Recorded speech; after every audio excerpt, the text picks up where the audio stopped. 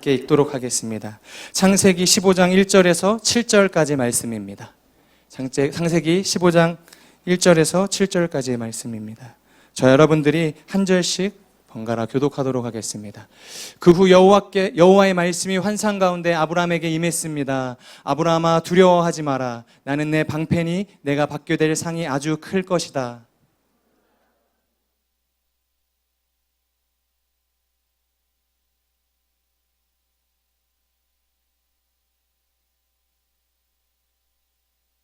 아브라함이 다시 말했습니다. 주께서 제게 자식을 주지 않으셨으니 제 집에서 난 하인이 저의 상속자가 될 것입니다.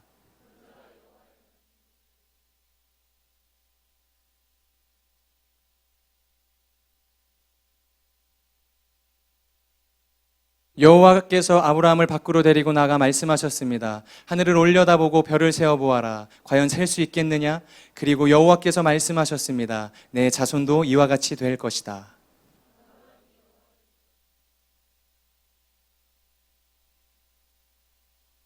함께 읽겠습니다. 그리고 여호와께서 그에게 말씀하셨습니다. 나는 이 땅을 내 것으로 주려고 너를 갈대아의 우르에서 이끌어낸 여호와다. 오가닉 페이스라는 제목으로 설교해 주실 때만 은혜 받으시기 바랍니다. 네. 그 교육자로서 자기 공동체를 자화자찬해도 자부심이라고 생각이 듭니다. 오늘 찬양 소리를 이렇게 제가 1층에서 예배 전에 몇몇 지체들 상담하는데 제가 확신이 안 서는 거예요. 야, 이게 어떤 훌륭한 선교단체의 음반인가? 아니면 우리 찬양팀인가? 근데 우리 찬양팀이었어요. 너무너무 훌륭한 것 같고요. 큰 은혜가 됐습니다. 여러분, 이 예배를 시작할 때 그 찬양팀이 없었고요. 그리고 스태프들이 하나도 없었는데 그 찬양팀도 너무 훌륭하지만 지금 이 순간이 오기까지 저희 예배를 지켜주신 하나님께 너무 감사하고 감격스러운 마음이 듭니다. 우리와 함께 해주신 주님께 영광과 감사의 박수를 올려드렸으면 좋겠습니다. 너무 감사한 시간이다 생각이 듭니다. 옆 사람에게 이렇게 인사해 주시겠어요? 감사를 발견하는 사람이 되십시오. 한 번 더 인사해 주시겠어요? 감격을 회복하는 인생이 되십시오. 여러분, 그런 사람이 되셨으면 좋겠습니다. 여러분, 저희가 10월 한 달 동안 오가닉 가스펠이라는 주제를 가지고 은혜 나누기 원하는데요. 믿음, 소망, 사랑, 그리고 인생, 이 네 가지 주제를요, 여러분과 이제 한 주씩 나누기를 원합니다. 그래서 오늘이 믿음, 다음 주가 소망, 그리고 이제 사랑에 대한 이야기를 나누게 될 텐데, 오가닉이라는 단어를 쓰게 된 것은 자연 그대로, 사람의 손이 최대한 닿지 않는 성경이 이야기하는 믿음과 소망과 사랑이 무엇인가, 그 자연스럽고 진실하고 순수한 가치들을 하나씩 나누기를 원합니다. 그때마다 새 힘과 능력이 여러분에게 주어졌으면 좋겠다 생각이 되고요. 여러분의 삶 가운데 큰 능력이 임하기를 소원합니다. 이번 주에도 한 번 더 광고를 드립니다. 저는 멘토님들과 대화를 나누고 싶습니다. 저의 삶에, 저의 인생에 고민을 나누어 줄 성인 리더십이 필요합니다 하시는 분들, 시크릿 가든 신청을 해주시면 저희 멘토님들과 비밀 상담을 할 수 있게 되는데요.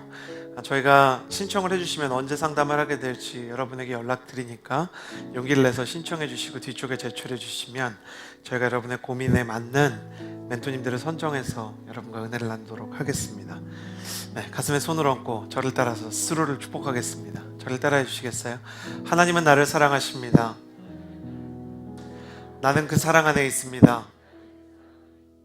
이 시간 말씀 앞에 내 마음을 엽니다. 나는 절대로 이전과 같지 않을 것입니다. 아멘. 유튜브와 CGN TV로 이 예배를 함께 하시는 분들, 매주 주일날 저녁 6시 반에 동숭아트센터 2층으로 오시면 CH630 예배가 있습니다. 용기 내셔서 오시면 인터넷과 스마트폰으로 받는 은혜보다 더 큰 은혜를 받을 줄을 믿습니다. 방금 이야기했듯이 오가닉 페이스라는 주제를 가지고 오늘 은혜를 나누고자 합니다. 믿음이, 성경이 이야기하는 가장 귀한 가치가 무엇인지 여러분과 함께 은혜 가운데 또 말씀 가운데 들어가는 시간이 되었으면 좋겠습니다. 마이크가 약간 불안한 것 같아갖고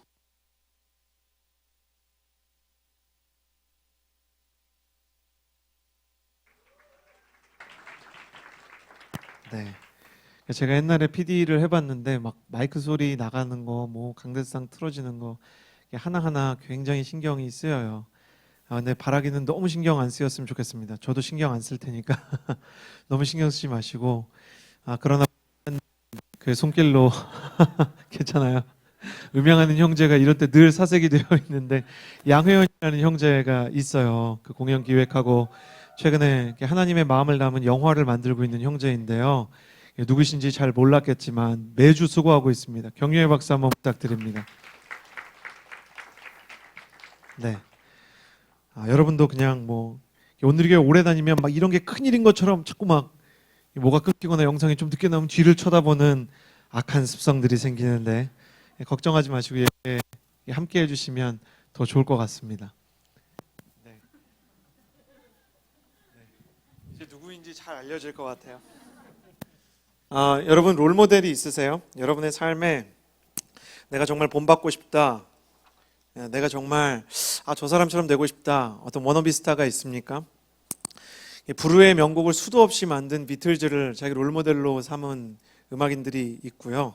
왼발의 마술사 디에고 마라도나를 보면서 꿈을 키우는 남미의 축구 꿈나무들이 있죠. 스마트폰과 혁신의 아이콘 스티브 잡스를 보면서 언젠가 나도 세상의 어떤 기술과 또 커뮤니케이션과 세상의 판을 뒤집어 버리는 혁신의 아이콘이 되고 싶다는 생각을 하는 청년들도 상당히 많이 있습니다. 자신의 삶의 이정표가 될 롤모델을 보면서 자신의 현실을 반추해 보기도 하고 또 그 사람들을 통해서 자기의 삶의 앞길을 바라보는 나침반 역할로 삼기도 하죠. 신앙에도 그런 롤모델들이 있습니다. 여러분 우리 주변에서 신앙생활하면서 심심치 않게 볼 수 있어요. 다윗과 같은 사람이 되고 싶습니다. 요셉과 같은 사람이 되고 싶습니다. 다니엘과 같은 사람이 되고 싶습니다. 고백하는 청년들이 수천 년 전부터 지금까지 끊이지 않고 우리의 삶 가운데 신앙의 자리 가운데 등장하고 있죠. 유대인들에게 삶의 롤모델이 누구냐고 물어보면 누구를 이야기할까? 당신은 신앙의 모델을 누구로 생각하십니까? 라고 물으면 유대인들, 이 성경에 쓰여졌던 이스라엘 사람들은 누구라고 대답할까? 이스라엘 사람들이 가장 많이 대답했던 사람이 믿음의 조상 아브라함입니다. 아브라함의 삶을 통해서 믿음에 대해서 배우고 그리고 하나님과의 관계에 대해서 설명을 할 때 사도 바울조차 늘 믿음에 대해서 이야기할 때는 아브라함을 이야기할 정도로 아브라함은 믿음의 세계, 신앙의 세계의 롤모델이 아니었나 생각이 됩니다.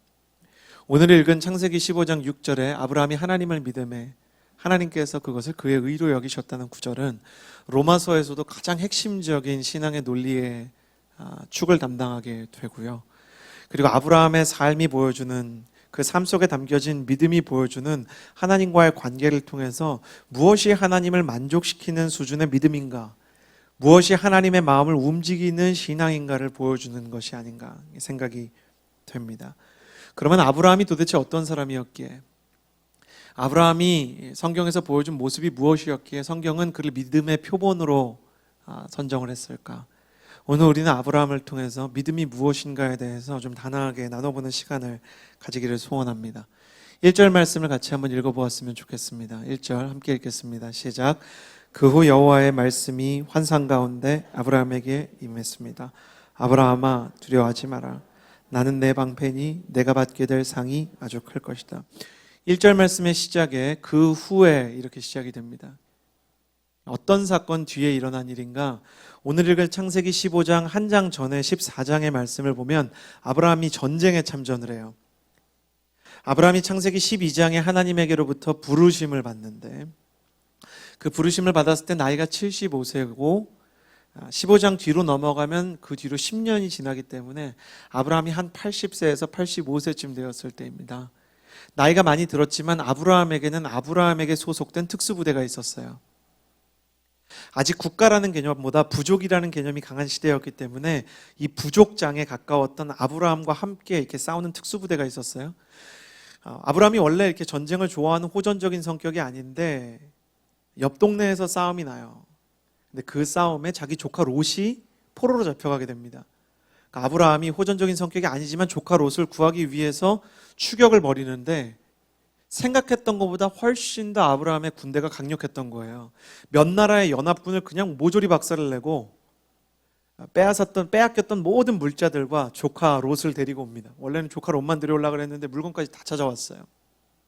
그러니까 큰 전쟁에서 승리를 했기 때문에 사람들이 다 이 샴페인을 돌리고 축제를 열고 이 승전에 대한 기쁨을 나누고 있는 시기였어요. 근데 그 축제가 끝나고 밤이 되어서 아브라함이 천막 속에서 자신 안에 있는 고민과 싸우고 있을 때 하나님이 나타나셨어요. 그래서 하나님께서 이렇게 말씀하는 것이죠. 두려워하지 말라. 어제 전쟁에서 이긴 사람이에요. 하나님이 나타나서 승리를 축하하는 것이 아니라 두려워하지 말라 그랬어요. 사람들이 볼 때는 승전한 장군이에요. 그러나 하나님의 눈에는 그가 두려워하는 한 사람으로 보였어요. 우리는 여기서 중요한 사실을 깨달아요. 세상에서 아무리 성공을 해도 그 사람의 마음속에는 두려움과 불안함이 있을 수가 있다는 거예요. 제가 과거에 정말 좋아했던 배우가 있어요. 지금도 그 사람의 작품을 보면 굉장히 영감이 되고 영감을 받고 그 사람을 보면은 참 저 사람이 좋은 사람이었을 것 같다. 세상을 떠난 로빈 윌리엄스. 죽은 시인의 사회를 보면서 패치 아담스와 같은 영화를 보면서 얼마나 눈물을 쏟고 나중에 정말 저런 목자가 돼야지 막 그런 생각을 얼마나 했는지 몰라요.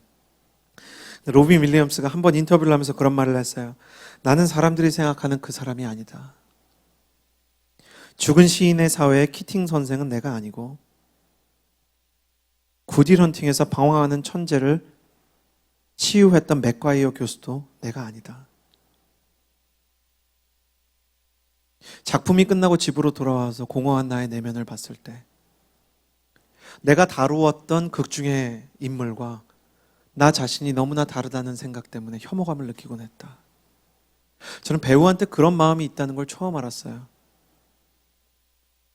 얼마 전에 우리가 정말 세기의 커플이라고 생각했던 이 헐리우드의 부부가 헤어지지 않았습니까? 제가 또 너무너무 좋아하는 브래드 피트가 헤어지게 되었어요.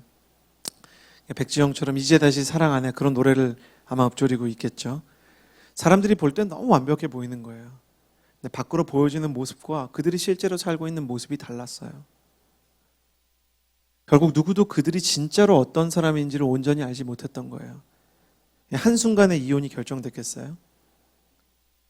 한순간에 밥 먹다가 막 팥빙수 먹는 방식 때문에 갑자기 우리 헤어져 이러지 않았을 거 아니에요. 이미 오랫동안 해결되지 않는 문제들이 그 부부 사이에 있었던 거예요. 로빈 윌리엄스가 자기 마음이 공허하고 병들어가는데 누군가를 치유하는 역할을 맡는 거에 오히려 염증과 혐오감을 느낀다. 결국 그렇게 인터뷰를 하고 얼마 지나지 않아서 세상을 스스로 떠나게 되었죠. 하나님은 그 사람이 거둔 성공과 그 사람을 분리해서 보세요. 하나님은 그 사람이 가진 직업의 직급과 그 사람을 다른 존재로 보세요. 우리는 명함을 팔 때 우리가 다니는 회사와 그 회사에서 가지고 있는 직급으로 우리를 설명하려고 들어요. 하나님은 그런 것에 속지 않으세요. 너가 사장이든 너가 수능을 만점을 맞았든 네가 많은 돈을 벌었든 네가 배우로서 흥행에 성공했든 네가 유능한 사람들과 친밀한 관계를 맺고 있든 상관없다는 거예요. 너의 마음을 내가 안다는 것이죠. 그리고 두려워하지 말라. 그렇게 찾아오는 거예요. 그럼 아브라함을 두렵게 했던 것이 무엇이었을까? 아브라함을 불안하게 했던 것이 무엇이었을까? 아브라함한테 전쟁보다 더 중요한 게 있었어요. 그게 뭐냐면 자식의 문제였어요. 아브라함의 소원은 이제 돈도 벌었어요. 전쟁에서도 승리를 했어요. 사람들의 존경도 받아요. 상담도 해요. 다른 사람들을 도와줘요. 근데 자기 안에 해결이 되지 않는 기도의 제목이요, 이 공허의 구멍이 싱크홀처럼 뚫려 있는 게 있는데 자식이 없는 거예요. 지금은 저출산 시대예요. 그래서 어떤 사람들은 일부러 아이를 안 낳기도 하지만 과거에 이 족장 개념이 있던 시대, 창세기만 해도 국가라는 게 약간 형성이 될까 말까 하는 수준의 시대예요. 그러니까 몇몇 이집트와 같은 강대국들이 있었지만 나라라고 칭함받는 것들이 뭐 얼마 되지 않는 이제 부족의 시대예요. 부족이다 보니까 이 가족의 개념이 강하고 저축이나 은행이나 금융이라는 게 없다 보니까 노후에 대해서 보장해 줄 수 있는 유일한 길이 자식이었어요. 그러니까 자식이 없는 사람은 노후가 보장이 안 되는 거예요. 자기를 지켜줄 사람이 없는 거예요. 아무리 많은 돈을 벌어도, 아무리 많은 것을 가져도 치매에 걸렸는데 자식이 없으면 끝나는 거고, 병 들어서 일어날 수 없는데 자식이 없으면 국가도 복지도 뭐 아무것도 없는 상황이기 때문에 모든 미래가 불안과 두려움이에요. 그렇기 때문에 그 미래를 준비할 수 있는 자식이 생기지 않는 사람들이 신으로부터 저주받은 자라고 생각을 했어요. 그러니까 대단한 불명예예요. 그러니까 영적으로도 마음이 어렵고 자기의 인생의 미래에 내일이 다가오는 것이 불안한 거예요. 어제는 전쟁에서 이겼지만 내일은 어떻게 될지 몰라요. 자기는 노인이에요. 자기 아내는 이제 폐경이 찾아왔어요. 그러니까 아이를 낳을 수가 없는 상황이에요. 하나님이 자기를 처음 부를 때 창세기 12장에 보면 너는 너의 본토 친척 아비 집을 떠나 내게 지시할 땅으로 가라. 내가 너로 큰 민족을 이루고. 그러니까 자식 준다 그러니까 그거 하나에 올인해가지고 자기 동네를 떠났던 사람이 아브라함이에요. 그러니까 그 소원 하나만 보고 달려왔는데 5년이 지나고 6년이 지나고 10년 가까이 시간이 가고 있는데 이게 해결이 되지 않는 거예요. 더 미치겠는 게 뭐냐면 하나님은 계속 중간중간 나타나긴 하는 거예요. 아예 안 나타나면 괜찮은데 우리는 여기서 어려움을 겪는 거예요. 하나님이 계세요. 그리고 그분이 선하신 것 같아요. 근데 그분이 약속을 했어요. 근데 언제는 말을 안 해줬어요. 그러니까 이게 미치겠어요. 근데 상대는 하나님이에요. 그러니까 왜 그러냐고 언제 해주냐고 다그칠 수가 없어요. 그러니까 하나님한테 다그치지 못하는 거를 괜히 남자친구한테 다그쳐요. 오빠는 왜 그런 식이야? 그리고 막 부모님한테 따져요. 아빠는 내 인생에 도움이 안 돼. 그리고 막 친구들한테 따져요. 후배들한테 따져요. 그러니까 다 내 인생이 이해가 안 가고 짜증이 나고 화가 나는 거예요.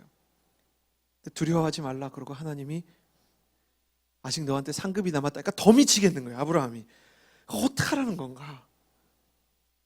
그러니까 이 아브라함의 마음속에 있는 이 불안과 두려움이 사라지는 게 아니고 증폭이 되는 거예요. 하나님 왜 있냐 이거예요. C.S. 루이스라는 이 시대의 정말 전설적인 기독교 변증가가 있었어요. 이 사람은 원래 예수님을 믿다가 예수님을 아주 오랫동안 떠났던 사람이에요. 그리고 매우 천재적인 이 문학 교수예요. 근데 이 사람이 예수님을 믿고 순전한 기독교 등등 그리고 그 판타지 문학을 처음으로 이렇게 만든 사람이 됐죠. J.R.R. 톨킨과 함께. 이 톨킨은 반지의 제왕을 만들었고 이 C.S. 루이스는 나니아 나라 연대기를 만들어서 판타지 문학이라는 걸 처음 만든 사람이에요. 처음에 하나님을 설명하기 위해서 그런 문학을 만들었던 사람인데 하나님을 위해서 최선을 다해서 살던 도중에 아내가 먼저 세상을 떠나요. 그러니까 이 사람이 아내가 죽기 전에 고통의 문제라는 책을 썼었어요. 하나님이 계시다면 왜 세상에 이런 고통이 있는가 굉장히 논리적으로 너무 잘 썼는데 아내가 죽고 나서 고통에 대한 책을 하나 더 써요. 헤아려 본 슬픔이란 책이에요. 근데 제가 너무너무 힘들 때 그 책을 읽었어요. 근데 그 영웅적인 C.S. 루이스가 자기 면도하는 것도 싫대요. 이제 그녀가 없기 때문에 일어나서 햇살이 비추는 것도 싫대요. 그리고 해가 지는 것도 싫대요. 누워있는 것도 싫고 걸어다니는 것도 싫고 물을 마시는 것도 싫고 안 마시는 것도 싫대요. 다 싫대요. 근데 그 중에서 가장 고통스러운 거 제가 그 부분을 읽다가 펑펑 울었어요. 내가 가장 고통스러웠던 것은 하나님이 안 계시지 않을까 하는 의심이 아니었다는 거예요. 하나님은 그 순간에도 분명히 계시다는 믿음이 내 안에 있었다. 문제는 하나님이 계심에도 불구하고 왜 이런 일이 일어났느냐. 그 아브라함이 너무너무 힘이 드는 거죠. 그러니까 그 하나님이 두려워하지 말라 그러니까 이제 막 화가 나는 거예요. 그래서 아브라함이 자기 이야기를 시작하는 게 창세기 15장의 내용입니다. 그러나 믿음의 조상이라면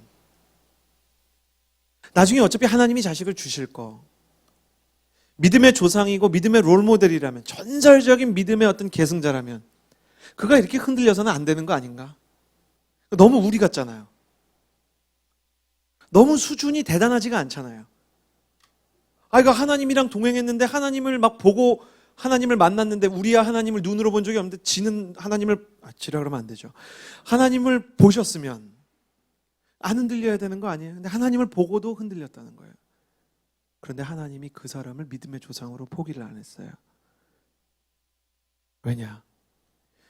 믿음이라는 것을 가지기 위해서는 흔들림조차 그 믿음을 위한 과정으로 봐야 되기 때문이에요. 의심이 없는 믿음은 성경에 없어요. 성경에 의심 없이 하나님을 믿은 인물이 없습니다. 그러니까 다 의심이 돼요. 자기 팔로워들한테 말을 안 했다 뿐이지 엘리야도 죽고 싶어 했고 예레미야도 선지자를 그만하고 싶어 했어요. 예레미야의 비전이 선지자인데 예레미야는 그 비전을 안 하고 싶은 거예요.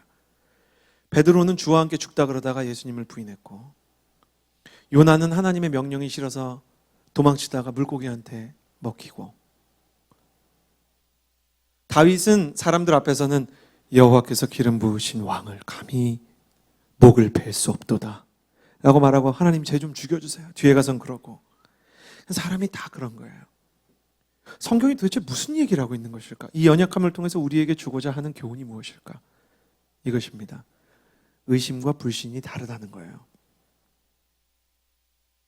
불신과 의심은 동일선상에 있는 영적 개념이 아니에요. 불신은 안 믿겠다고 작정한 마음이에요. 그러니까 무슨 얘기를 해도 안 믿는 자료가 뒤에 가서 붙어요. 연역법처럼 일단 내가 가설을 정했어요. 하나님은 안 계시고 하나님이 계실 리가 없고 교회는 다 사기고 예수의 부활이고 예수에 대한 이야기고 다 사기고 거짓말이야. 그 밑에 다 이유가 붙는 거예요. 어떤 때는 이유도 막 없어요. 그냥 안 믿는 거예요. 그게 불신이에요. 근데 의심은 뭐냐면 믿고 싶은데 안 믿어지는 거예요. 나는 믿고 싶은 마음이 있어요. 분명히. 그러니까 아브라함이 이 마음속에 요동을 치는 이유는 자기는 하나님을 믿고 싶은 마음이 있는데 안 믿어지는 거예요. 왜냐면 상황이 어렵기 때문에, 이해가 안 되기 때문에, 너무 오랜 시간을 기다리고 있기 때문에. 하나님은 아브라함을 통해서 믿음의 조상이 되기 위한 한 완성된 믿음의 사람이 아니라 믿음의 사람이 되어가는 과정을 보여주고 있어요. 믿음의 사람이 되는 과정의 그 시발점에는 의심이 있다. 여러분은 있어요? 의심? 저는 가끔 있어요. 저는 가끔. 저는 하나님이 세상을 잘 운영하실 것에 대한 믿음이 있어요. 하나님은 하나님 일 잘하실 것 같아요. 내가 보니까 하나님은 어제도 태양이 뜨게 하셨고 오늘도 태양이 뜨게 하셨고 저는 하나님이 세상을 창조한 것보다 세상을 운영하시는 게 더 신기해요. 하나님이 악한 것들을 선한 것들로 바꾸시는 것에 대한 믿음이 있어요. 하나님이 원하시면 질병을 고치시고 하나님이 원하시면 세상을 더 좋은 방향으로 조금씩 변화시킬 것에 대한 믿음이 있어요. 근데 하나님이 나를 바꿀 믿음이 좀 없을 때가 있어요.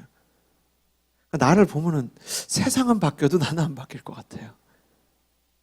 너무 내가 나에 대해서 잘 알잖아요. 그리고 내가 어떤 어려움이나 아픔을 겪을 때 내 아픔과 내 고통은 쉽게 안 없어질 것 같아요. 그리고 옛날에 우리 집이 이렇게 갈등 가운데 있었을 때는 우리 집은 절대 안 바뀔 것 같아요. 이 자리에 계신 권사님, 집사님, 남편을 위해서 기도하면서도 남편이 안 바뀔 거라는 강렬한 확신을 가지고 계신 분들이 계세요. 하나님께서 우리 남편을 바꾸실 것입니다. 속으로는 안 바뀌어. 우리 남편 절대 안 바뀌어. 아버지를 위해서 기도하면서 하나님 우리 아버지를 긍휼히 여겨주시옵소서. 속으로는 긍휼히 여겨줘 봤자 우리 아버지는 안 바뀌어. 그래서 맨날 기도할 땐 긍휼했다가 집에 가서 아버지를 만나면 내가 기도했던 그 사람이 아닌 거예요. 그러니까 아브라함의 마음속에 이런 의심이, 이런 흔들림이 계속 생기고 있었어요. 어떻게 보면 잠재되어 있고 숨어 있고 수면 아래로 가라앉아 있는 아브라함의 불안함과 두려움을 하나님이 끄집어낸 거예요. 두려워하지 말라 그러니까 더 두렵고 더 짜증나고 더 화가 나는 거예요. 하나님이 막 너 괜찮겠냐? 이런 소리가 나오는 거예요. 하나님이 사람의 마음을, 이거를 영어 단어로 stir 이렇게 표현하는데 막 휘젓는 거예요. 막 율무차 휘젓듯이 밑에 가라앉아 있는 게 막 떠오르는 거예요. 하나님 도대체 나한테 왜 이러냐 이거죠. 여러분 이런 경험 안 해봤어요? 하나님이 내 마음을 막 휘젓는 거예요. 가만히 있으면 내가 괜찮은 것 같았는데 어떤 순간에 어떤 사람을 만났어요. 만나지 말아야 되는 그 남자를 길거리에서 만난 거예요. 근데 그 남자가 나를 잊고 어떤 여자랑 같이 가고 있단 말이죠. 너무나 행복해 보이는 거예요. 나는 옆에 아무도 없고 그런 상황들. 그리고 정말 나쁜 놈이 있는데 이 나쁜 놈의 길은 막 탄탄대로로 막 뻗는 거예요. 나랑 같이 교수님 욕하던 그 녀석이 어떤 때 보니까 교수님이랑은 엄청 친해져 있고 막 그 위선과 가식과 그걸 통해서 세상의 길로 그 대로로 뻗어나가는 사람을 볼 때 내 마음이 휘저어지는 거예요. 하나님 나한테 이런 상황을 왜 주시냐 말이죠. 누가 봐도 이거 하나님이 세팅하는 거예요. 왜 가만히 내버려 두면 되는 우리의 마음을 복잡하게 만드냐 이거예요. 제가 CH630 예배 드리면서 그런 사람 많이 만났어요. 오늘 목사님 말씀을 듣고 굉장히 많이 울고 은혜가 됐는데 내 삶이 괜찮았는데 어려워졌다는 거예요. 목사님 책임지라는 거예요. 목사님 말씀을 듣고 우리 가정이 괜찮고 내 삶도 괜찮은 것 같았는데 말씀을 듣다 보니까 안 괜찮은 거예요. 목사님 이제 어떡할 거냐 그러는 거예요. 이게 제가 설교를 잘했다는 얘기인지 못했다는 얘기인지. 그래갖고 저도 당황하니까 그 사람이 가고 나면 이제 저는 그러는 거예요. 하나님 시키시는 대로 했는데 제 목회가 어려워지기 시작했습니다. 하나님이 하라는 말씀대로 했더니 사람들이 나에 대해서 책임지라고 이야기합니다. 그리고 이번 주에도 어떤 형제, 어떤 자매랑은 새벽 3시에도 문자가 오는 거예요. 내 이런 어려움이 있다. 근데 그게 내가 상담을 시작했기 때문에 더 어려워진 거예요. 목사님 이런 얘기를 했는데 그게 계속 생각이 나면 잠이 안 오고, 목사님 이거 어떻게 해야 되는 겁니까? 말씀이 뭐라고 얘기합니까?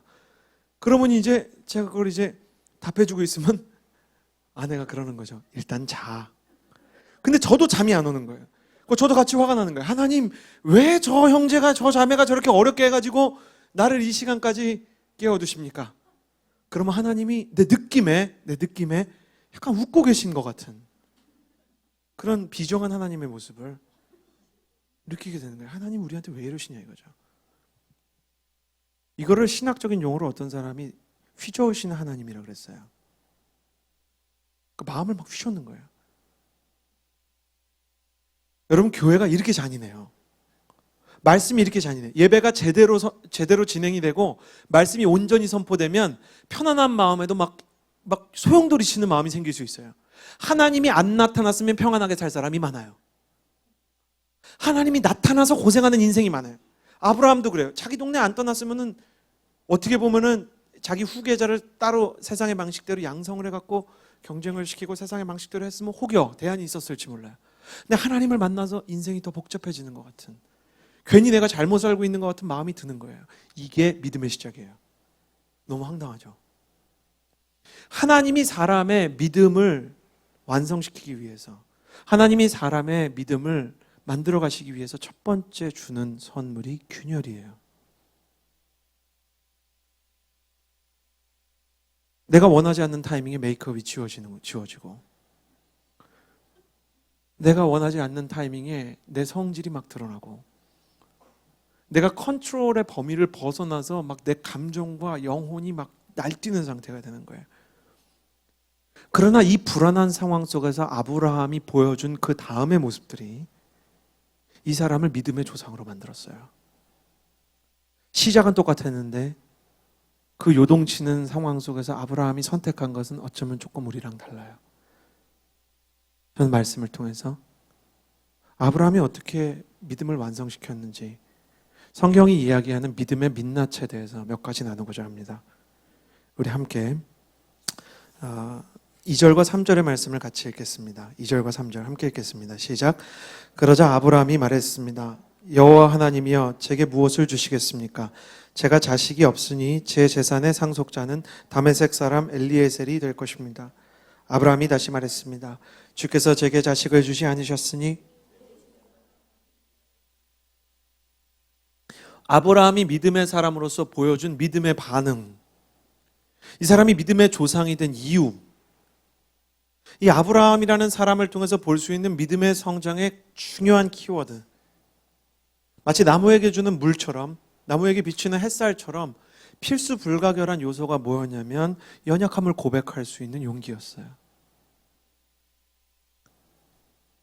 사람은 연약함이 발견이 되면, 의심이 생기면 보통 두 가지 중에 한 가지 반응을 보입니다.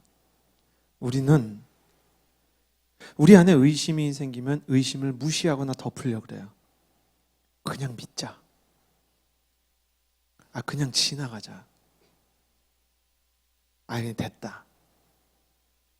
이런 건 복잡하다. 이거를 맹신이라 그래요.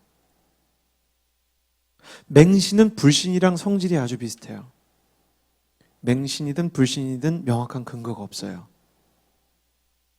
불신도 믿기 싫은 마음에 이유가 막 붙는 거예요. 맹신은 그냥 그러려니 하고 그냥 이런저런 이유가 붙는데 이유를 들어보면 내용이 없어요. 맹신하는 사람의 신앙은 위기가 닥치고 중요한 선택의 기로에 서게 되면 힘을 잃어요. 왜냐하면 근거가 없기 때문에, 덮어뒀기 때문에. 홍수가 나면 덮어두었던 이 하수도의 문제들이 다 범람을 하고 그게 다 이 문제가 드러나게 되듯이, 우리가 이번에 태풍이 왔을 때 부산에 막 부산 시내가 막 물에 잠기는 거 보지 않았습니까?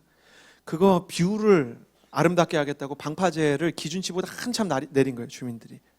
그러니까 문제가 생기니까 이게 막 물이 방파제를 넘어가지고 도시를 다 잠궈버렸죠. 마찬가지예요. 맹신은 가져야 되는 이 근거의 방파제가 없는 거예요.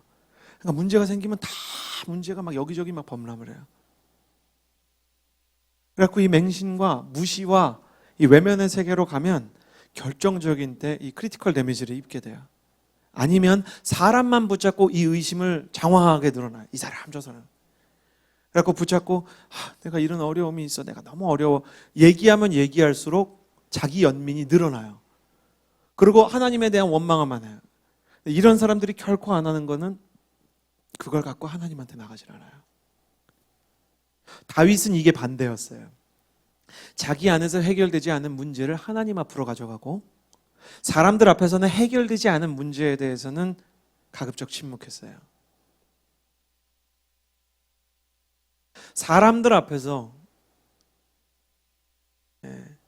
그냥 머리를 거치지 않고 마음을 거치지 않고 자제력 없이 통제력 없이 막 이야기하는 것과 정직한 건 달라요. 정직하면은 지혜가 있어요. 해야 될 말과 하지 말아야 될 말, 그리고 해야 되는 말의 시기와 그렇지 않은 시기를 구별하는 능력이 있어요, 정직하면은. 그러나 무모한 솔직함은 언제나 화해요. 내뱉고 나면 나중에 다 후회해요. 주변에 그런 사람 있잖아요. 내가 원래 거짓말을 잘 못해, 내가 원래 돌직구야, 이러는 사람들은 사실은 다 무슨 얘기하는 거냐면 내가 원래 말하고 후회를 많이 하는 사람입니다, 그런 뜻이에요. 심리학적으로. 언니 원래 돌려서 말 못하잖아. 그 말은 내가 말 실수하는데 좀 이해해줘, 그런 뜻이래요. 심리학적으로 자기를 방어하는 거예요. 자기도 말해놓고 그런 사람들이 나 돌직구야, 나 원래 한 말에 대해서는 뒤에 가서 뒤끝도 없고 후회도 안 해. 뒤끝이 자기한테만 해요. 나 그때 그 말 하지 말았어야 됐어. 그러고 와가지고는 이러는 거예요. 나 원래 이렇게 말 돌려서 못하잖아. 돌려서 할 걸 그랬어, 이렇게 생각하는 거예요. 그러나 다윗은 그렇지 않았어요. 자기 안에서 해결이 되지 않은 문제가 저 사람한테 독소로 가지 않기 위해서 그냥 닫고 있어요. 그러면 그 독을 다 어디로 갖고 가냐면 하나님 앞에 갖고 갔어요. 이걸 누가 시작했냐? 아브라함이 시작을 했어요. 아브라함이 얘기를 하는 거예요. 두려워하지 말라. 막 하나님 상 됐고, 하나님 제게 무엇을 주시겠습니까? 이게 뭐예요? 자식 줄 겁니까? 안 줄 겁니까? 제가 자식이 없으니 2절 말씀에 제 재산의 상속자는 제 종 중에 하나인 다메섹 사람, 이거 이방인, 내가 입양해 온 종 중에 엘리에셀이라는 사람한테 내가 물려줘야 되게 생겼습니다. 이게 뭐냐면 하나님 협상합시다. 내가 생각해 봤는데 내 상식과 이성과 경험에서 내가 벌써 대안을 짰습니다. 너무 두렵고 불안하니까, 내가 사업을 해봤으니까 이렇게 대안 없이 못 가겠으니까 내 이성에서 세운 계획을 하나님 앞에 좀 드릴 테니까 컨펌을 해주세요. 도저히 더 못 기다리겠으니까. 근데 하나님이 그것을 보고 아브라함과 대화를 이어가세요. 하나님의 음성을 듣고 하나님과 인격적인 대화를 하고 싶으면 내 마음속에 있는 그 소용돌이치는 부분을 갖고 나가야 돼요. 근데 사람들이 그걸 못해요. 그거 갖고 나가면 하나님이 크게 혼낼 거라고 생각해요. 그 막 민수기 같은 거를 잘못 읽어가지고 그러다가 막 노뱀 같은 게 나와서 불뱀 같은 게 나와서 나를 물면 어떡하나? 내가 막 원망하는데 하나님께서 나 다리 부러지게 하면 어떡하나? 막 옛날에 부흥사분들이 막 그런 막 말도 안 되는 간증들이 많았어요. 하나님을 욕되게 해가지고 내가 목사님을 욕했더니 나가는 길에 차에 치여서 뭐 몇 바퀴를 뒹굴고 막 그 다리가 부러졌다가 다시 내가 목사님 섬기니까 막 회복이 되었습니다. 할렐루야. 믿으시면 아멘 하십시오. 막 저는 그때 그래갖고 목사님이 막 좀 막 무섭게 나를 쳐다보는 것 같았는데, 목사님 미워하는데 차에 치면 어떡하나? 손 들고 다니고 어린 마음에. 그러니까 하나님에 대한 왜곡된 마음이 있었어요.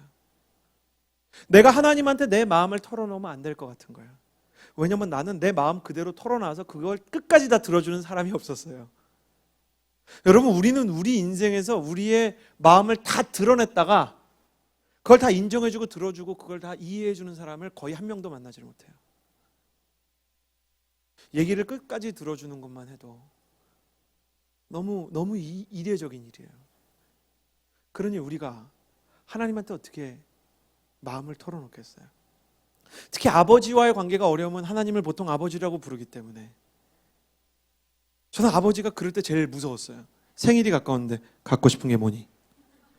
뭐라고 말해야 되지? 자전거가 갖고 싶은데 자전거 너무 비싼 것 같은데? 자전거 말했다가 맞으면 어떡하지? 자전거 갖고 싶은데 괜히 풍선이요.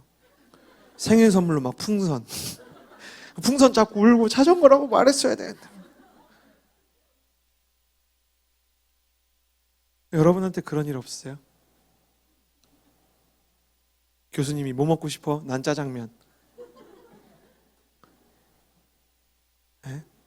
이게 쉽지가 않은 거예요. 거기서 탕수육 말했다가는 삶이 어려워지는 세상 속에서 살다 보니까 내가 원하고 내가 힘든 거를 얘기할 수 없는 세상인 거예요. 그러니까 하나님 앞에서도 그러는 거죠. 하나님도 그러시는 것 같아요. 난 짜장면. 너 뭐라고 기도할래? 하나님 저도 짜장면이요. 주님을 찬양합니다. 우리의 신앙이 그런 거예요. 하나님은 그런 우리를 보면서 어떻게 생각하실까? 제가 경험한 하나님은 그런 우리를 보면서 울고 계세요. 얘네들이 사랑이 뭔지를 모르는구나. 우리 아들이 아직 나의 사랑을 잘 모르는구나. 근데 아브라함은 용감했어요. 나이가 들수록 체면이 많아지고 체면만큼이나 위선의 두께도 두꺼워지는데 아브라함은 그렇지 않았어요. 하나님 미치겠습니다 이렇게 얘기하는 거죠. 원어로 보면 거의 뭐 항의조야. 아브라함과 다윗 둘 다 사람 앞에서는 초연했지만 하나님 앞에서는 어린아이예요. 이 어린아이 같은 믿음이에요. 어떻게 이럴 수 있냐 그거예요. 내가 하나님 믿었는데 하나님 어떻게 할 겁니까? 근데 이렇게 하는 아브라함의 마음 가운데 하나님만은 내 이 연약한 분노와 내 이 흔들리는 의심을 이해하리라는 믿음이 잠재되어 있는 거예요. 제가 이 아브라함을 생각하면서 저의 인간관계를 좀 생각해 봤어요. 저는 가끔 제가 좋은 목사가 아니라는 생각을 참 많이 해요. 좋은 목사가 아닐 뿐만 아니라 좋은 사람이 아니라는 생각을 많이 해요. 그래서 어떤 사람이랑 관계가 멀어지는 것 같으면 그냥 그 사람이 멀어지게 놔둘 때가 있어요. 그래서 1년에 몇 사람씩 사람을 떠나보내는 것 같아요. 저는 그게 겸손이라고 생각했어요. 그래, 저 사람 더 좋은 사람 만나야지. 그래, 저 사람도 나랑 가까이 있으면 괜히 더 상처받으니까 내가 보내줘야지. 근데 말씀을 묵상하고 아브라함을 보니까 그 서툰 겸손이 내 자존심이나 혹은 내 연약한 내면을 지키기 위해서 입은 갑옷에 지나질 않아요. 내가 나를 지키고 싶었던 것 같아요. 자신이 없으니까 가까이 오지 마라. 선인장처럼. 저한테는 그럴 용기가 없었어요. 부족한 사람이지만 조금만 나를 좀 기다려 주십시오. 내가 부족한 사람이지만 당신이 조금만 나를 기다려 주십시오. 그렇게 했으면 혹시 그 사람이랑 나랑 더 아름다운 동행의 흔적을 만들지 않았을까? 그런 후회가 됐어요. 근데 사람한테만 그러는 게 아니에요. 덩달아서 하나님한테도 주여 나를 떠나십시오. 나는 죄인입니다. 못난 내 모습을 받아달라고 이야기할 만한 용기가 저한테 부족한 거예요. 근데 아브라함을 보니까 믿음이라는 게 내 약한 모습을 초연히 내어놓아도 하나님만은 나를 이해해 줄 것이라고 기대하는 마음이에요. 그러니까 아브라함한테는 그 마음이 있어요. 이게 아브라함을 믿음의 조상으로 만들었어요. 의심 속에서, 불안 속에서, 두려움 속에서 그 의심과 두려움과 그 모든 분노를 하나님 앞에 내어드릴 수 있는 믿음, 상한 마음을 고백할 수 있는 것, 하나님은 나의 이 모습을 이해하시리라는 믿음, 그것이 성경이 이야기하는 믿음의 본질입니다. 하나님이 나를 함부로 거절하지 않으시리라는 믿음. 나는 여러분이 신앙생활을 하고 오늘 이 말씀을 듣고 기도하는 중에 하나님께서 나를 함부로 거절하시지 않는다는 믿음이 생기게 되기를 주님의 이름으로 축복합니다. 하나님 앞에 나의 연약함을 털어놓을 수 있는 믿음. 그랬더니 하나님께서 아브라함에게 어떻게 하셨을까? 두 번째 살펴보기를 원합니다. 4절에서 6절까지의 말씀 같이 한번 읽어보았으면 좋겠어요. 4절에서 6절 함께 읽겠습니다. 시작. 그러자 여호와의 말씀이 그에게 임해 말씀하셨습니다.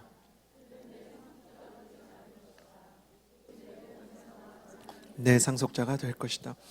여호와께서 아브라함을 밖으로 데리고 나가 말씀하셨습니다. 하늘을 올려다보고 별을 세어보아라. 과연 셀 수 있겠느냐? 그리고 여호와께서 말씀하셨습니다. 너의 재산도 이렇게 이와 같이 될 것이다. 아브라함이 여호와를 믿었습니다. 그래서 여호와께서 아브라함의 그런 믿음 때문에 그를 의롭게 여기셨습니다. 아브라함이 장막 속에서 한참 고민하고 있을 때 하나님이 그 밤에 아브라함을 찾아왔고 아브라함은 홀로 기도하다시피 하나님과 대화를 하게 되죠. 하나님께서 아브라함을 장막에서 장막 밖으로 불러내십니다. 여기서 장막에서 장막 밖으로 나갔다는 것이 굉장히 상징적인 거예요. 아브라함이 몸을 누이고 있었던 5절 말씀에 보면 아브라함이 밖으로 나갔다고 표현되어 있죠. 장막 안에 있는 거예요. 유목민처럼 몽골 텐트처럼 들어가 있어요. 그럼 이 아브라함이 있었던 장막이 뭐를 상징하냐? 자기를 상징하는 거예요. 사람이 어려움이 닥쳐오면 자기를 계속 바라보게 돼요. 그 실수했던 순간을 머릿속에서 계속 리플레이를 해요. 저희 아내가 정말 이렇게 저희 아내가 이렇게 다리가 굉장히 긴 사람이에요. 다리가 굉장히 길어요. 그래서 그것에 대한 자부심이 있어요. 나는 다리가 긴 사람이라는 것에 대한. 근데 다리가 그렇게 긴 사람이 힐까지 신었어요. 그러니까 얼마나 이게 길어 보이겠어요. 그러니까 제가 야, 당신 참 다리가 길어 보인다. 그러니까 기쁘지 않은 척했지만 기쁘셨어요 그날. 근데 지나가는데 어느 날 아내가 이제 너무 높은 걸 신은 거죠. 그 지나가다 보면 왜 뭐라 그러죠? 이렇게 철로 이렇게 막아놓은 그런 거 있잖아요. 이렇게 바닥에 배수구 같은 거 이렇게 막 거기에 그게 이렇게 갑자기 빠지게 된 거죠 한쪽이. 그래서 이제 자세가 완전히 무너졌는데 빨리 빼야 되는데 이게 잘 안 빠지는 거예요. 그러니까 이게 계속 이게 시내 사람들이 계속 왔다 갔다 하는데 계속 이거를 빼야 되는데 안 빠지니까 저한테 간절한 눈빛으로 가려줘 그랬어요. 그 제가 이제 가리고 있고 가리니까 사람들이 더 재밌게 쳐다보고 그런 저는 그게 나름 추억이라고 생각을 하는 거예요. 참 재밌는 일이다. 근데 아내가 계속 지나가면서 계속 그러는 거예요. 너무 창피하다 이거예요. 제가 진리를 알려줬어요. 그 사람들은 당신한테 별로 관심이 없다. 당신은 그 사람들한테 그렇게 중요한 존재가 아니다. 당신은 세상에 어떤 무대 위에 올라 있는 그런 사람이 아니다. 당신은 지나가는 사람인데 지나가다 그냥 힐이 거기 빠진 웃긴 사람일 뿐이다 라고 말했다가 환난 날에 임박할 재앙이 무엇인지 경험을 하고 인생이 더 어려워지고, 이거를 뭐라 그러는지 아세요? 심리학적으로 조명 효과라 그래요. 자기가 뭘 실수하면 사람들이 그걸 다 수근수근 될 것 같고 쳐다볼 것 같고, 그러니까 내 인생의 무대는 나만 서 있는 것처럼 착각하기 때문에 그걸 조명 효과라 그래요. 그래서 건강해지기 위해서는 잘못된 조명 효과에서 벗어나야 되는 거죠. 모든 사람이 왠지 날 보고 있을 것 같고 수업 시간에 늦으면 사람들이 다 막 내 얘기할 것 같고 막 그런 거죠. 그런데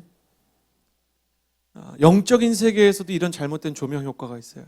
내가 실수를 하고 영적으로 침체되어 있으면 뭐를 생각하냐면 침체를 생각해요. 내가 침체되어 있는 거, 이게 얼마나 침체되어 있고 이게 얼마나 깊은 침체인지에 대해서 계속 생각하고 계속 파요. 그 침체에 대한 글도 써보고 침체에 대해서 쉐어링도 해요. 상처를 받으면 상처에 대해서 묵상을 해요. 계속 상처를 받아요. 그래서 이런 거 묵상한 사람들이 나중에 순장이 되면 그런 것만 물어봐요. 이번 주에 제일 힘든 일이 뭐였나요?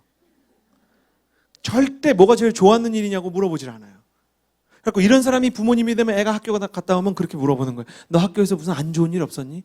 그럼 애는 명랑하게 돌아왔는데 안 좋은 일이 있었지 생각해보니까. 안 좋은 걸 생각해야 되는 거예요. 무슨 얘기인지 이해가 되시죠? 그 영향력이 흘러가는 거예요. 아브라함이 자기 장막에 갇혀 있었어요. 자기 소외, 자기 침체, 자기 상처, 자기의 장애물, 거기 갇혀 있는 거예요. 그러니까 아무것도 못 보는 거예요. 그 장막이 바로 아브라함의 마음이요, 아브라함의 인생이에요. 거기 갇혀 있어요. 딴 거는 뭐 안중에도 없어요. 롯을 구했든지 그날 그 주변에 있는 사람들이 어떻게 살고 있는지 모르겠어요. 일단 나밖에 안 보이는 거예요. 그러니까 하나님이 데리고 나온 거예요. 그래서 뭘 보게 했냐면 밤하늘을 보게 했어요. 밤하늘을 처음 보았을 때 아브라함은 그걸 생각했어요. 내 인생이 저것처럼 깜깜하다. 내 인생이 저것처럼 깜깜하다. 군대에 갔을 때 저보다 7살 어린 후임이 저를 밖으로 불러냈어요. 제가 늦게 군대를 갔기 때문에. 제가 뭐라고 얘기할지 이미 알고 있었지만 이렇게 옥상에서 하늘을 보면서 뭐가 보이냐? 아무것도 안 보입니다. 서진아, 그게 네 인생이야 앞으로. 그러더라고요. 별로 절망이 안 됐어요. 왜냐하면 나는 오랜만에 밤하늘을 보면서 이 구절이 떠올랐기 때문에. 아브라함이 밤하늘을 보면서 자기 인생처럼 캄캄하다고 할 때 하나님이 뭘 보여주셨냐? 너 별 보이냐? 그랬어요. 그러니까 아브라함이 밤하늘의 검정색 이 어두움이 아니라 밤하늘에 빛나는 빛들이 보이기 시작했어요. 그리고 그걸 운영하는 하나님이 느껴지기 시작했어요. 그게 정확히 어떤 과정을 통해서 아브라함의 마음에 설득되었는가는 알 수가 없어요. 그건 논리적으로 설명할 수 있는 게 아니에요. 이거는 설교자가 논리적으로 설명하면 오히려 실패인 거예요. 아브라함이 그걸 보면서 어떤 느낌이었을지 어떻게 알겠어요? 제가 한 번은 전도하러 이렇게 밖에를 나갔더니 어떤 할아버지 한 분이 캐리어를 갖고 앉아 있어요. 그리고 저분한테 가봐야 되겠다. 그래갖고 저랑 같이 간 파트너랑 파트너한테 기도해달라고 부탁을 하고 가서 어르신 어디 다녀오세요? 그러니까 다녀왔지 그러세요. 그래서 어디 다녀오셨어요? 그때 태양산에 다녀오셨대요. 저는 굉장히 혼란스러웠어요. 태양산이 어디지? 태백산인가? 설악산? 태양산? 알고 봤더니 중국의 태양산을 다녀오셨어요. 중국에 그런 산이 있대요. 근데 제가 세상에서 제일 이해가 안 가는 운동 중에 하나가 등산이에요. 내려갈 걸 왜 올라갈까? 올라가고 나면 와 그리고 내려와야 되잖아요. 경험상 내려올 때가 더 힘들어요. 해보니까 제가 군대 갔을 때 트라우마처럼 그 이등병일 때 사령관님이 30명 간부가 산으로 올라가는데 30명 분의 물을 제 등에 짊어지고 관악산에 올라간 적이 있어요. 저는 관악산이 서울대 뒤에 있어가지고 관악산이 별거 아닌 줄 알았더니 산 이름 뒤에 산 이름 중간에 악자가 붙으면 이게 한 산세가 험한 산이에요. 막 치악산, 설악산 악자가 붙으면 이게 아주 사악할 악자더라고요. 이게 올라갔는데 너무 힘들어갖고 내가 아이고 어르신 전도는 생각도 안 나고 그 산 왜 올라갑니까? 그랬더니 이분이 오히려 영적인 현자처럼 저를 가만히 바라보세요. 그 젊은이가 이렇게 실없는 걸 물어. 그걸 산에 올라가 봐야 알지. 그걸 말로 하면 당신이 아나? 아 그렇구나. 그 제가 어르신 올라가 봤는데 기억이 좋지 않았습니다. 그래서 이렇게 얘기를 했더니 어르신이 그래요. 이 어르신이 그건 끌려간 거지 올라간 게 아니지. 저는 스님인 줄 알았어요. 말씀을 너무 잘하셔가지고. 그러다 이제 믿음의 이야기를 하게 됐어요. 자기 주변에도 다 교회 다닌대요. 아내도 교회 다니고 자식도 교회 다니고 근데 자기는 안 간대요. 교회가 특별히 싫으세요? 아니래요. 그렇고 그러면 목사들에 대해서 안 좋은 생각이 있으세요? 요즘에 목사님들 안 좋아하니까 아니래요. 그냥 나랑 안 맞아. 내가 교회 왜 가야 돼? 근데 퍼뜩 어르신이 한 말이 다시 생각나잖아요. 어르신 교회도 가봐야 합니다. 아니 나도 가봤어. 그건 간 게 아닙니다. 끌려간 거지. 그랬더니 총리 말 잘하네. 뭐 하는 사람이야? 제가 거기서 목사라고 좀 그렇고 그냥 예수 믿는 사람입니다. 어떻게 아브라함이 경험한 걸 알겠어요? 맨날 보던 걸 봤는데 다르게 보인 그 세계를 어떻게 말로 표현하겠어요? 하나님이 이 부분을 여러분에게 그렇게 선포하시길 원하세요. 아브라함이 경험했던 것을 여러분이 경험하게 되기를 주님의 이름으로 축복합니다. 맨날 보던 걸 다르게 보게 됐어요. 믿음은 매일 반복되는 일상 속에서 다시 하나님을 바라보는 눈입니다. 다시 하나님을 바라보게 되는 것이죠. 나만 바라보던 장막에서 벗어나서 간절히 기도하는 것입니다. 하나님 내 모습은 이렇지만 나에 대한 묵상을 내려놓고 하나님에 대해서 알기 원합니다. 나를 묵상하면 절망밖에 없지만 나를 여기까지 이끄신 하나님께서 늘 나를 선한 길로 인도하셨던 걸 믿고 내가 나아갑니다. 에베네셀과 여호와 이레는 연결되어 있어요. 에베네셀, 하나님이 여기까지 이끄셨다. 여호와 이레, 하나님께서 준비하실 것이다. 하나님 내가 나만 바라보면 내 안에 의심이 있고 불안이 있고 두려움이 있지만 하나님 안에 있는 계획을 바라볼 수 있게 해주십시오. 아브라함이 바라보았던 그 별을 오늘 내가 보게 하여 주시옵소서. 밤하늘 같은 내 인생에 여전히 별이 있다는 것을 내가 보게 하여 주시옵소서.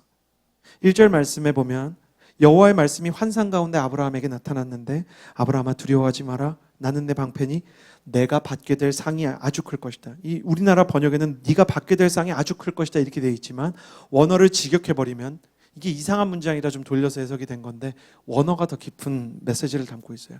내가 바로 너의 상급이다. 이게 뭐냐면 아기가 자라요. 태어나서 아무것도 못하던 애가 자라서 어른이 돼요. 근데 아기가 자기가 자랐다고 착각하지만 나중에 보면 다 부모가 키워준 거예요. 철든다는 거는 누가 나를 키워줬다는 거를 아는 거예요. 그렇죠? 신앙이 철이 드는 거, 신앙이 믿음이 자란다는 거는 지금 내가 이미 여기까지 걸어온 거를 하나님이 나를 지키셨다는 거를 발견하게 되는 거예요. 그래서 내 인생을 하나님의 눈으로 다시 바라보는 그런 계기가 생기는 것이 바로 믿음이에요. 아브라함이 그날 밤하늘에서 자기를 잊고 하나님을 발견하게 되었어요. 나는 여러분이 예배할 때 여러분 자신에 대해서는 잊어버리고 하나님을 더욱 바라보게 되기를 주님의 이름으로 축복합니다. 이것이 바로 두 번째, 다시 하나님을 바라보는 눈. 믿음의 첫 번째는 연약함을 고백할 수 있는 용기요. 믿음의 두 번째는 다시 하나님을 바라보는 눈.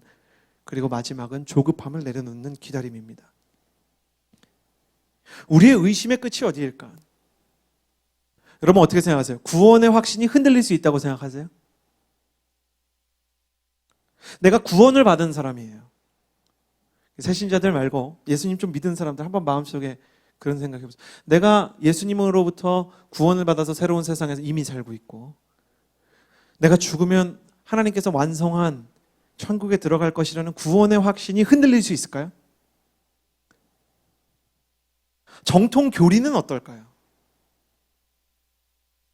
내 감이 아니라 수천 년 동안 신학자들과 교회 스승들이 남겨놓은 기록을 집대성한 웨스터민스터의 대요리 문답이라는 이 문답이 있어요. 그 신앙의 핵심적인 질문에 대해서 대답을 하는 거예요. 81번 제가 읽어드리겠습니다. 모든 진실한 신자들이 믿음이 진실한데 그들이 지금 은혜의 상태에 있음과 장차 구원받을 것에 대해서 항상 확신하는가? 이런 질문이 있어요. 답변은 무엇이냐? 이게 정통교리입니다. 구원의 확신이 신앙의 본질에 속한 것이 아니므로 신앙의 본질이 아니라는 거예요. 구원의 확신이라는 것조차 진실한 신자들도 확신에 이르기까지 오래 기다릴 수 있다. 그러나 하나님의 영이 버려두지 않고 동행하여 붙드심으로 결단코 전적인 절망, 이 완전히 절망에 빠지지 않도록 지켜주신다는 거예요. 그러니까 사람이 구원의 확신까지 흔들릴 수가 있다는 거예요. 존 찰스 라일이라는 정말 유명한 영적인 스승이 뭐라고 얘기했냐면 믿음이 뿌리라면 확신은 열매다. 뿌리가 없이 열매가 맺힐 수는 없지만 열매가 없이도 뿌리가 있을 수 있다. 그러니까 믿음이 있지만 확신은 없을 수가 없다는 거예요. 내가 믿음이 있어요. 그러나 확신은 없는 거예요. 구원의 확신도 흔들리고 내가 변할 것이라는 확신도 흔들려요. 기도를 하는데 내 가정이 변화될 것이라는 믿음이 아직 내 안에 없는 거예요. 그러나 어떤 연약한 믿음은 있단 말이죠. 그러나 이 찰스 라일이 자신의 인생을 담은 고백이에요. 이게 뿌리가 있다면 열매는 언젠가 맺힌다. 자기가 경험해 보니까요. 하 목사님은 이걸 가지고 뭐라고 얘기했냐? 믿음은 여자가 임신을 하는 것과 같습니다. 여러분 여인이 임신을 하는 것을 옆에서 지켜보니까 남편으로서 지켜보니까 너무 신기해요. 뭐가 제일 신기하냐면 여자가 자기 몸에 새로운 생명이 생겼어요. 이게 어떻게 보면 자기 인생에서 생길 수 있는 일 중에 제일 큰 변화 아닙니까? 자기 몸에 지금 딴 사람이 생겼어요. 근데 여자가 그날 알까요? 몰라요. 조금씩 뭐가 증상이 나타나고 뭐가 있고 그러면은 이 지금이야 테스트기가 있지만 테스트기가 없던 시절에는 더 헷갈리는 거예요. 그러면 의사한테 가고 몇 달이 지나고 나서야 확신을 하게 되는 거예요. 내 안에 사람이 생겼다는 거, 생명이 생겼다는 거. 믿음이 그래요. 믿음이. 어느 때 믿음이라는 게 생겼는지 안 생겼는지 막 헷갈려요. 내 안에 내가 지금 예수님 믿는 사람인지 안 믿는 사람인지 내가 이 정도 꼴을 하고 이 정도 인생을 살아가면서 하나님을 믿는 사람이라고 말할 수 있는 사람인지 없는 사람인지 막 헷갈리고 그래서 내가 막 싫고 내 믿음의 수준을 보면 막 염증이 나고 내가 밉고 내가 역겨운 때가 있단 말이죠. 그러면 내가 이렇게 판결을 내리는 거예요. 난 믿음이 없구나. 그러나 하나님이 보실 때도 그러냐 그거예요. 진실이 그러냐 그거예요. 그렇지 않다는 거예요. 여자가 내가 임신을 한 게 아닌가 봐. 그렇다고 있던 애가 사라지는 것도 아니고 내가 착각했나 봐. 그런다고 생명이 생겼는데 자라지 않는 게 아니에요. 시간이 지나면서 내 안에서 생명이 자라나는 것을 경험하면서 비로소 내 안에 믿음이 있다는 걸 알게 되는 거죠. 많은 청년들과 상담을 하면 청년들은 그렇게 생각을 해요. 믿음이 완성이 돼서 나한테 주어지는 것처럼 내가 어느 수준의 어떤 완성품 같은 무슨 자동차를 사듯이 무슨 아파트를 사듯이 무슨 옷이나 가방 같은 걸 사듯이 믿음이 있니 없니 이렇게 얘기를 해요. 근데 그렇지가 않아요. 믿음은 생명이에요. 믿음은 나무처럼 내 안에 뿌리를 내리고 믿음은 조금씩 자라나요. 중국의 동부와 북부에는 모소대나무라는 대나무가 있어요. 이 나무는 4년 동안 15cm밖에 안 자라요. 대나무가 4년 동안 15cm 자라면 이게 어떻게 대나무예요? 근데 5년째가 되면 하루에 20cm씩 자라요. 이게 어떻게 이렇게 성장을 하나? 식물학자들이 연구를 해봤더니 모소대나무는 4년 동안은 뿌리만 내려요. 4년 동안은 열매가 없어요. 변화가 없어요. 그건 나무라기보다 순에 가까워요. 아브라함이 하나님에게 부르심을 받았을 때 하나님은 그에게 믿음을 주시기로 작정을 하셨어요. 아브라함은 자기를 믿음의 조상으로 부르신 이 하나님을 바라보면서 하나님이 자기를 왜 선택했는지 이해할 수 없는 나날을 보내요. 사실 오늘 말씀에 로마서에도 인용된 그 소중한 구절, 아브라함이 하나님을 믿으며 하나님께서 그것을 아브라함의 의로 여기셨다는 구절, 이 믿음조차, 이 15장에 나온 하나님의 의로 인정받은 믿음조차 너무 연약해요. 왜냐하면 조금 가면 또 실수하거든요. 그러나 하나님은 그 순간에 아브라함의 믿음이 이미 존재한다는 것 자체만으로 그의 믿음이 자라날 것에 대한 기대를 하셨어요. 여기서 우리는 중요한 걸 배워요. 언제나 하나님이 나보다 나에 대한 기대가 더 크시다는 거예요. 내가 나에 대한 믿음을 상실할 때도 하나님은 나에 대한 믿음을 갖고 있다는 거예요. 나무가 자라다가 병들면 우리는 나무가 죽었다고 생각해요. 내 믿음은 죽었다, 사라졌다. 하나님은 그렇지 않아요. 병들었는데 이거를 고칠 수 있다. 나무가 자라지 않으면 우리는 성장이 멈추고 침체된다고 생각하지만 하나님은 겨울이라고 생각해요. 나이테를 보면 겨울에 나무가 자라지 않는 게 아니라 겨울에는 나무가 단단해져요. 자라지 않지만 단단해져요. 시련을 겪으면서 나무는 그 결의 단단함을 유지하는 법을 배웁니다. 믿음의 영역에서 우리는 봄도 있고 여름도 있고 가을도 있고 겨울도 있어요. 근데 우리는 자꾸만 효율을 생각하고 시간에 쫓겨요. 내가 신앙생활 5년 했는데 10년 했는데 왜 아직 제자리인 것 같지? 그건 모르는 거예요. 하나님이 보실 때 어떤 상태인지, 하나님이 보실 때 잘하고 있는지 아닌지 그 이전에 내가 먼저 판단을 내리면 언제나 절망할 수밖에 없어요. 그래서 여러분 함부로 좌절하시면 안 돼요. 함부로 여러분의 믿음에 대해서 평가절하해서는 안 돼요. 우리는 오히려 이렇게 고백해야 돼요.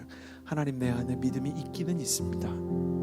솔직히 내가 그게 어느 수준인지 모르겠지만 자라게 하시는 분이 하나님이심을 나는 믿습니다. 그리고 온전한 믿음, 순수한 믿음을 갖기 위해서 이렇게 고백해야 합니다. 하나님, 내가 하나님처럼 나를 기다릴 줄 아는 사람이 되게 해주십시오. 여러분 어떠세요? 스스로를 기다리고 계십니까? 여러분의 마음과 여러분의 신앙에 대해서 스스로를 기다리고 스스로를 용서하는 법을 배워가고 계십니까? 스스로를 사랑하고 스스로를 소중히 여기는 마음, 하나님께서 우리에게 주신 믿음이 자라나고 있는 것에 대해서 하나님과 같은 시선에서 바라보는 것에 대해서 얼만큼 훈련이 되어 계십니까? 오늘 하나님께서 그 믿음의 세계로 우리를 초청하십니다. 믿음은 연약함을 고백할 수 있는 용기요, 다시 하나님을 바라볼 수 있는 나의 세계에서 벗어나 하나님을 바라보는 눈이요, 조급함을 내려놓고 하나님과 함께 나의 믿음의 성장을 기다리는 마음입니다. 우리 그런 마음을 가지고 같이 기도합시다. 이 시간에 기도하며 나아갈 때 하나님, 내가 정직하게 하여 주시옵소서. 하나님, 내가 하나님을 두려워하지 않게 하여 주시고 하나님을 부담스러워하지 않게 하여 주시고 내 안에서 막 휘저어지고 막 수면 위로 떠오르는 것들에 대해서 하나님께 내어드릴 수 있는 용기가 있게 해주십시오. 나도 하나님이랑 좀 친해지고 싶습니다. 나도 하나님을 좀 알기를 원합니다. 하나님, 내가 하나님 앞에 정직할 때 내게 말씀하시는 그 하나님의 음성을 듣게 하여 주시옵소서. 여러분 가운데 하나님과 더 정직하고 친밀한 관계 가운데로 나아가시기 원하시는 분들, 그 자리에서 일어나서 함께 기도합시다. 내가 하나님의 친구가 되기를 원합니다. 내가 하나님 앞에 기도를 배우는 사람이 되기를 원합니다. 하나님, 나의 마음을 고쳐주시고 나의 심령을 만져주시옵소서. 그렇게 고백하며 나아갑시다. 기도하겠습니다. 살아계신 하나님 아버지, 기도하며 나아갑니다. 하나님 아버지, 나의 마음을 하나님 앞에 내어드릴 수 있는 사람이 되게 해주시옵소서. 무엇이 가장 순수한 것인지, 무엇이 가장 진실한 것인지 하나님 앞에 고백하고 털어놓을 수 있는 용기가 있게 하여 주시옵소서.